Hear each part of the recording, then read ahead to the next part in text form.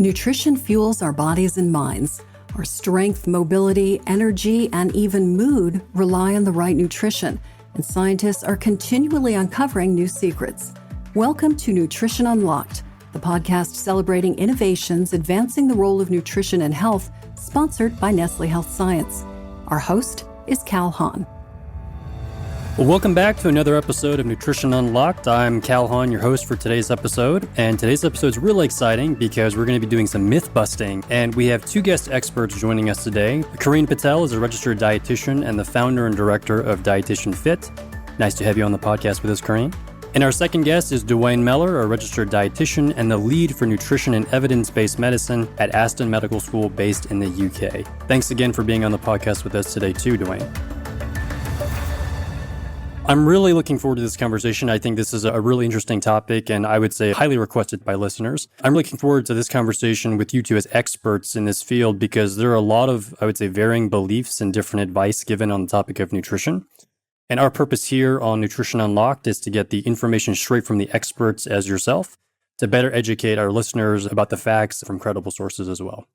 So maybe first to start off, I would love to hear a bit more about your guys' backgrounds and what sparked your interest in nutrition. Duane, we'll start with you. So I guess I've always been interested in food, and dietetics was not a natural choice for an 18-year-old guy who was a rugby player, but I went in that direction, studied dietetics, worked in diabetes care in the healthcare system in the UK for a number of years. Then I had an opportunity to do a PhD. So I did a PhD in diabetes and endocrinology. That's the official title. It actually was in chocolate. That sort of drew me into some of these myths areas because unfortunately the university got the change of direction of the cholesterol wrong on one of their media releases. And that's burdens me with this challenge that I have now for many years of looking at how science, particularly around food, is reported in the media and see if it actually tracks back to the actual science and see if there's a gap there or a miscommunication or sometimes a deliberate change which could be misleading for the public. Absolutely. Karine, how about you? What sparked your interest? My interest goes way back in college. So I randomly had to do a sports nutrition class because one of my other classes was cancelled and I was not too keen on doing that class to start with, but I ended up loving it. And I was actually going to go study international business in university. But then I loved that class so much that I completely changed the route and I decided that I wanted to become a registered dietitian. And since then, I'm so passionate about it. I love it. And I think that's the best health job that anyone can have. This job versus international business, very good choice. Yeah, thank you. Awesome. So thank you both for introducing yourselves and telling us a bit more about your backgrounds. Let's get straight into it. I wanted to start with a myth that has cropped up in the recent years around the topic of raw food diets. So we'll start with our first myth, which is it's always better to eat fruits and vegetables raw rather than cooked to get the maximum amount of nutrients. What do you think about this, Karine? It depends. It's not always true. So there's some benefits to eating both raw vegetables and cooked vegetables as well. So when we cook vegetables, it can break down the fiber and make it easier for the body to digest and absorb the nutrients. For example, taking asparagus, try to eat it raw. It will be quite hard and very long to chew. So when you cook it, it will break down the fiber and make some nutrients more easily to absorb by the body. For example, vitamin B9, vitamin A, C, and E. On the other side, when we cook some vegetables, it can destroy vitamins such as vitamin B and C because they are more sensitive to heat. And the vitamins, they're water soluble. So if you cook them in water at high temperature, these vitamins can leak out into the water. So it's best to not boil them or perhaps try steaming them and to keep and preserve nutrients if you've got to cook them. Otherwise, if ever you're cooking peas, carrots, tomatoes in the water, then perhaps try reusing that liquid after. You could make a soup, cook it with your rice or even a stew. And some nutrients found in certain fruits and vegetables can become more available if you cook them. This is true for tomatoes, which has a very important antioxidant that's called lycopene. Lycopene has been associated with a decreased risk of prostate cancer in men, and it can also lower the risk of heart disease. So when you cook the tomato, the antioxidant content can increase, so it makes the quality of the tomato better in terms of nutrients. And similarly, if you cook carrots, sweet potatoes, this can increase their vitamin A content. So in summary, if you've got to cook your vegetables or your fruits, try to cook them using methods such as stir frying, steaming, and baking. This will also minimize the nutrient loss and improve digestion. So overall, you could consume both raw and fruits to vegetables to get the most benefits out of them. That's great. Thank goodness, because I thought going into this myth, it was going to be 100% raw, and I can't do that, Karine. So thanks for giving us tips on how to make it more palatable and keeping our vitamins and minerals intact. You're welcome. It sounds like when we respond to this myth, it's a bit of it depends, right? I mean, there's a combination of, we can eat stuff raw and keep the nutritional integrity, but you actually get some benefits from cooking some of the things like the tomato example you gave. So that's fantastic. So let's move on to our second myth. And Duane, this one's for you. Is there any need for people to take vitamins or supplements? Because there's a common belief that we can get these things from our diet and regular foods on a daily basis.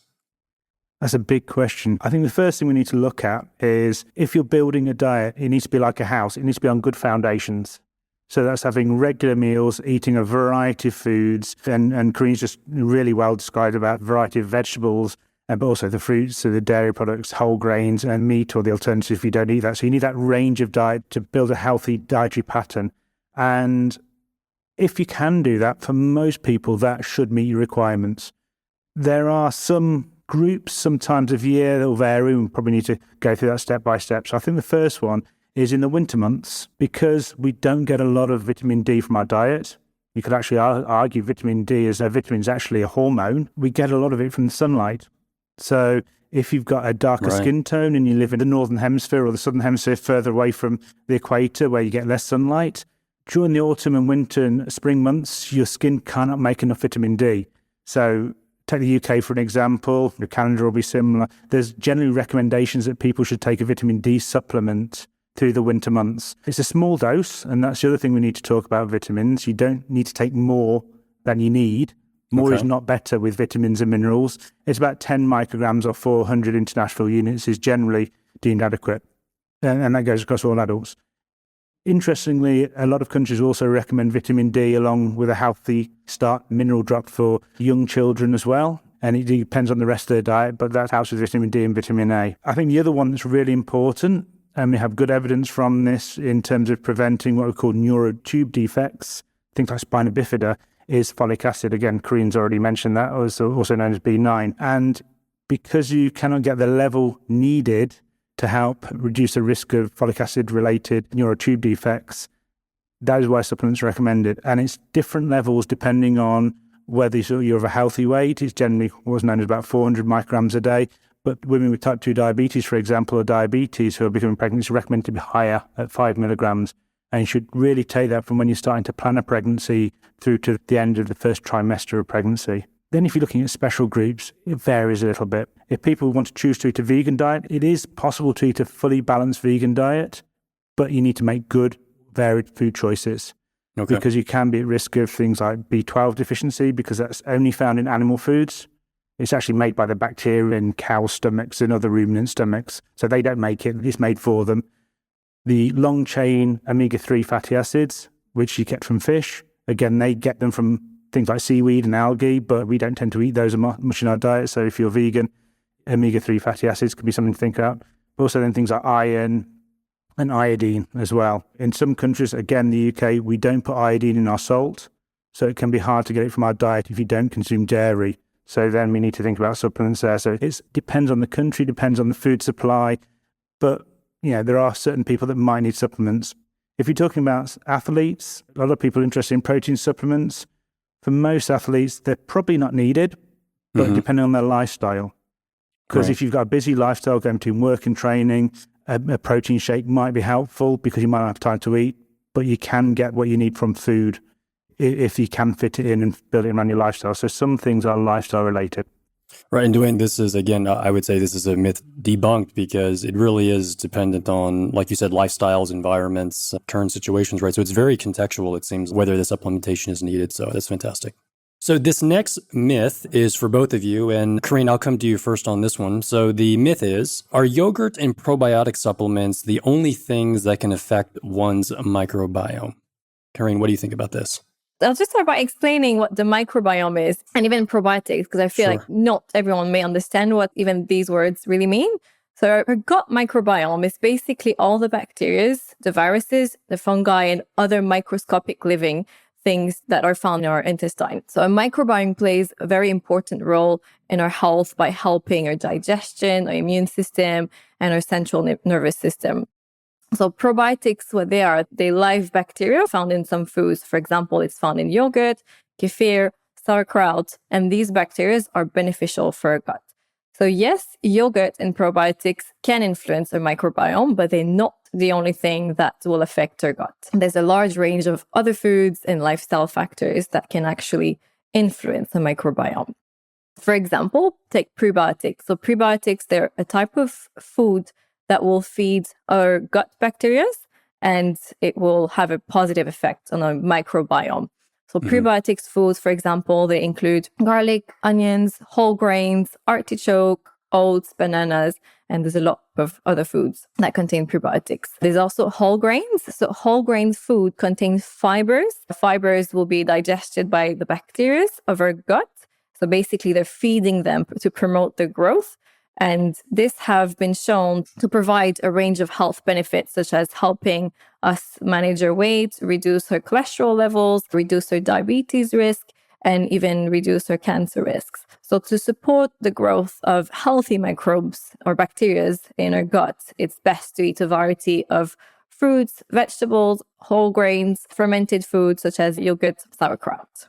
And Duane, maybe to complement Karine's point of view as well, what's your point of view on this too? Because we had talked a little bit about things like lifestyle, very contextual things, even beyond nutrition. Are there some things that you see in this space that would complement what Karine had said? Definitely agree with everything Karine said. I think the other thing that's important, we talk about microbiome. These are bacteria that happen to live in our colons. They're not good bacteria, they're not bad bacteria.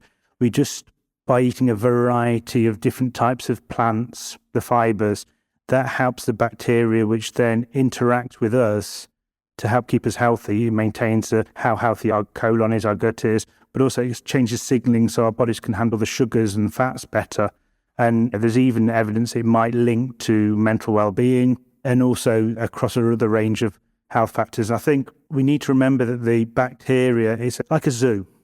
And like a zoo, the seasons change, the weather changes, the animal's behavior changes. Likewise, as our bodies change, as we age, as we are more physically active, as we're ill, that will change the balance of bacteria and the things the bacteria are producing in our colon, and that can affect our health.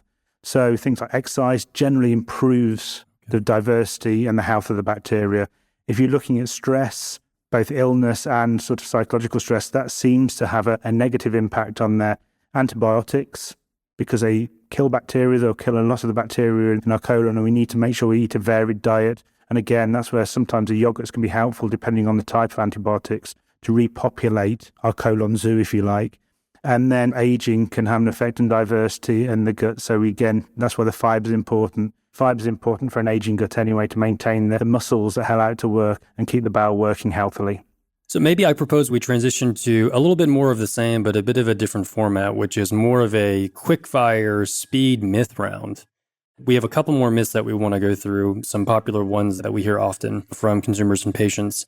We'll start with this first one, rapid fire, so 30 seconds or less. And the first one will be, water is the only kind of hydration I need. Well, if you're consuming enough electrolytes with salt and things like that, sodium in the diet, generally, yes, you can live on water alone as a source of fluid. However, it's not very interesting. Most people want some flavour. And there's myths that you can't maintain hydration through thinking tea and coffee. I'm not talking about the coffee with lots of syrup and lots of cream in there. But if you have a regular amount of tea or coffee in your diet, that's not going to make a difference on making you dehydrated.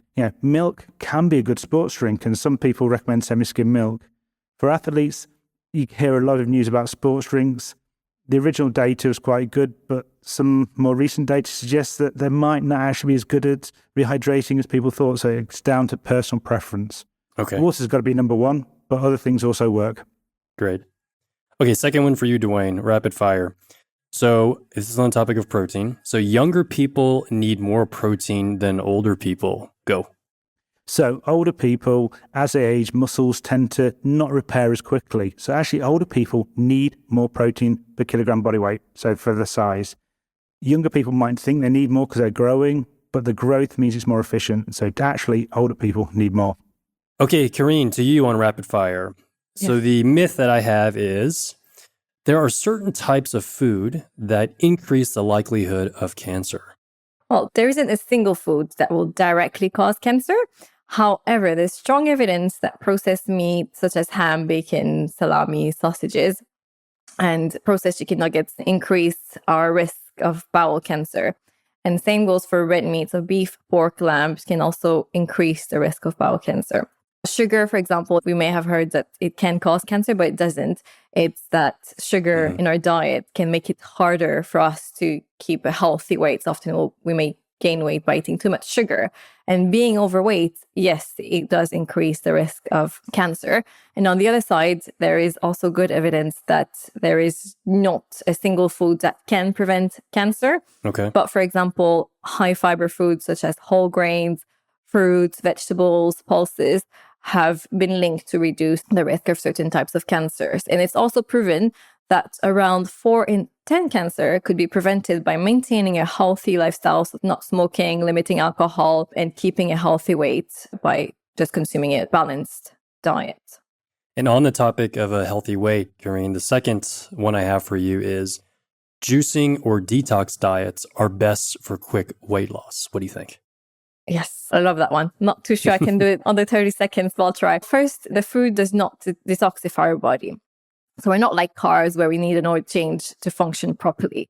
Our body has natural cleansing and detoxifying mechanisms that are much stronger than any food or supplement. So for example, our liver produces enzymes that will convert toxins into waste, and our kidneys will filter that and remove this waste. So anyone that has a liver and kidneys that function well, there's no accumulation of toxins. And detox diets or juice diets they will lead to very rapid weight loss because you're barely consuming any calories or any food per day, but the weight on the scale will go down. But often, if you don't eat enough, what your body does is it will compensate. So you use muscles for your energy. So you lose a lot of muscles as well. So, losing just fat. And the moment that you start eating again, then you'll rapidly put the weight back on.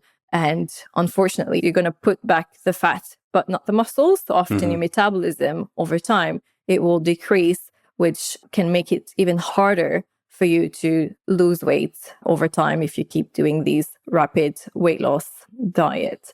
I see. So certainly there's probably an acute effect, but in terms of sustainability and doing this for overall health, it sounds like there is no quick fix, huh? Yeah, no, exactly. There's no quick fix. I always say to my clients, if you want to lose weight, always ask yourself, can I do this for the rest of my life? And if the answer is no, then there's no point of doing it. So unless you're going to lose weight rapidly for an event and you're okay to gain it back on after, I'd say it's best just to have a good diet. You've got to change your eating habits and your lifestyle if you want sustainable results. Fantastic. Well, just to maybe wrap this up and close out a bit, I wanted to give you two the opportunity just to give our listeners some general advice on nutrition and finding credible nutrition. So let me just ask you, Karine, first, what is your general advice to our listeners to help them navigate this complicated nutritional landscape? Because there are so many things out there that sound really sexy and cool, but maybe don't have a lot of evidence behind it, and it's hard to believe what's truthful or not. So what would be some advice you would give to listeners out there? I'd say if you want true advice like that are based on science, definitely try and speak with a dietitian or a health professional to be sure that you're given the true information. Because on the internet, there's so many contradictory information out there. Duane, how about you? Check if the information, the source is reliable and relevant for you. I've already mentioned that a lot of the research is published about mice. We know a lot more about mouse nutrition than humans, so check it relates to humans and people like you and your needs and situation. Check who said it. Do they understand the science, or they're just saying from their point of status? There's a number of podcasts out there, not mentioning any, where they put out opinions, but they don't necessarily back them up with science. So on that point, I just wanted to say a personal thank you to both of you for sharing some of your expertise. I've certainly learned a lot today, and I'm sure our viewers will learn a lot as well. Well, thank you for having me. It was a pleasure being with you guys today. Yeah, it's been great talking. Thanks a lot. So thank you again, Karine and Duane, for sharing your expertise and helping us unpack some of these common nutrition myths. For everyone at home, thank you so much for listening to this episode. We hope you enjoyed today's discussion. If you haven't already, subscribe to Nutrition Unlocked so you don't miss an episode. And if you'd like to engage with us elsewhere on social media, you can do this by posting and using #NutritionUnlocked. We look forward to sharing more insights on the science of nutrition with you soon in the future.